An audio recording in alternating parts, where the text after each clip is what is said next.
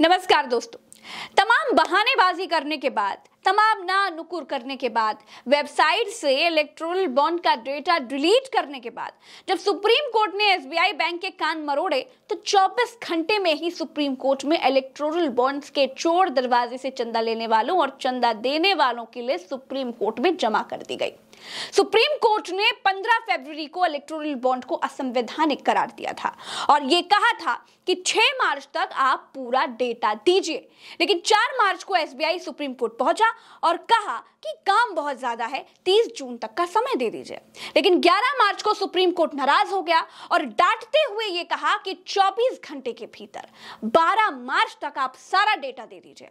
और SBI right time हो गया और सारे बॉन्ड्स का डाटा कोर्ट में जमा कर दिया। अब 15 मार्च को शाम 5 बजे तक अपनी वेबसाइट्स पर अपलोड भी कर देगा। दोस्तों, एसबीआई को सब कुछ पता है, इलेक्टोरल बॉन्ड्स किसने खरीदे और किसने इनकैश कराए, यानी एसबीआई के पास ये दोनों जानकारियां थी।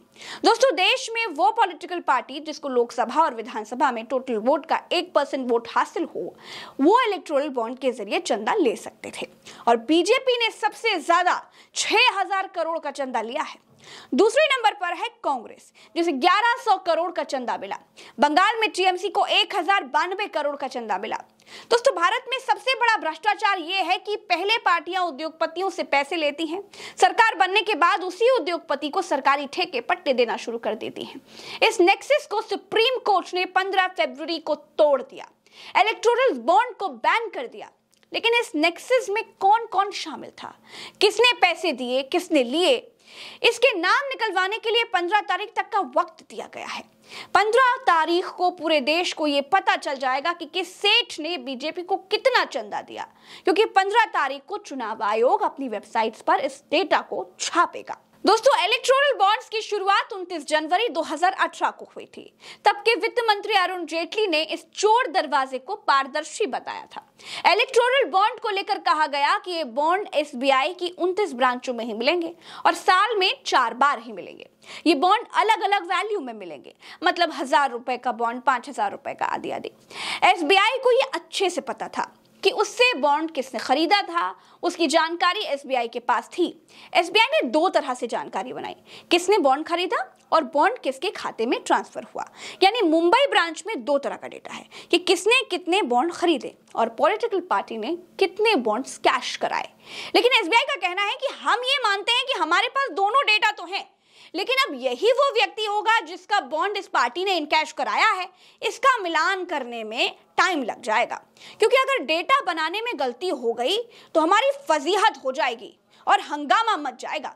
यानी अगर आप ये सोच रहे हैं कि रामलाल ने फलानी पार्टी को कितना पैसा दिया, ये जानकारी मिल जाएगी, तो ऐसा अभी फिलहाल नहीं होगा। एसबीआई ये तो बता देगी कि रामलाल ने कितने बॉन्ड्स खरीदे और ये भी बता देगी कि फलानी पार्टी को इतने करोड़ का चंदा इलेक्टोरल बॉन्ड के जरिए मिला। ये सब 15 मार्च तक पता चल जाएगा। लेकिन बीजेपी को अडानी ने कितना दिया, अंबानी ने कितना दिया, ये स्पेसिफिक डेटा अभी नहीं पता चलेगा। दोस्तों, एसबीआई ये कहती है कि जब ये इलेक्टोरल बॉन्ड आया था तब हमसे गोपनीयता बनाए रखने के लिए कहा गया था और अगर अब इन दोनों जानकारियों का मिलान करना है तो हमें वक्त दीजिए। अब इस पर सुप्रीम कोर्ट ने कहा कि आप सीधे सीधे ये बताओ कि किसने कितना बॉन्ड खरीदा और किस पार्टी को कितना इलेक्टोरल बॉन्ड मिला। आप ये बताओ। मिलान करने के लिए हमने आपसे कब कहा? सुप्रीम कोर्ट ने कहा था कि इलेक्टोरल बॉन्ड असंवैधानिक है, लोगों को यह पता होना चाहिए कि किस पार्टी को इससे कितना चंदा मिला। अब आप याद करिए, सुप्रीम कोर्ट के सामने 4 मार्च को एसबीआई ने कहा था कि हमें 30 जून तक का समय दीजिए। कितनी तारीख? 30। महीना कौन सा? जून। अब जैसे ही जून महीने का नाम आया तो सियासत गर्म हो गई। लोगों ने पूछ लिया कि भाई आखिर सुप्रीम कोर्ट 30 जून का समय क्यों मांग रहा है। टाइमिंग पर सवाल होने लगे, क्योंकि ऐसी उम्मीद है कि 15 मार्च से पहले आचार संहिता लग जाएगी, अप्रैल मई में चुनाव होंगे, नई सरकार आ जाएगी, तो फिर बाद में डेटा आने से होगा क्या? कुछ नहीं होगा। ऑपोजिशन ने कहा कि एसबीआई सरकार के दबाव में है, एडीआर जो है मतलब एसोसिएशन फॉर डेमोक्रेटिक रिफॉर्म, ये पहुंच गई सुप्रीम कोर्ट। इनके वकील थे प्रशांत भूषण।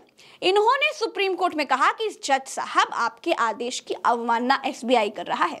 सुप्रीम कोर्ट ने एसबीआई से कहा कि 24 घंटे के भीतर बताओ कि किसने बॉन्ड खरीदे और कौन सी राजनीतिक पार्टी को सबसे ज्यादा बॉन्ड मिले, ये दोनों जानकारी बताओ। सुप्रीम कोर्ट ने जो फैसला लिया ये आने वाले वक्त में मिसाल बनेगा, और जो काम एसबीआई ने 26 दिनों तक नहीं किया वो 24 घंटे में उसे करना पड़ गया। अब 15 मार्च को ये डेटा इलेक्शन कमीशन की वेबसाइट पर भी छप जाएगा और दुनिया को चंदाजीवी पार्टियों और धन्ना सेठों के बारे में सब कुछ पता चल जाएगा। फिलहाल इस वीडियो में इतना ही, इजाजत दीजिए, चलते हैं। राम राम तो अस्सलाम, जय हिंद।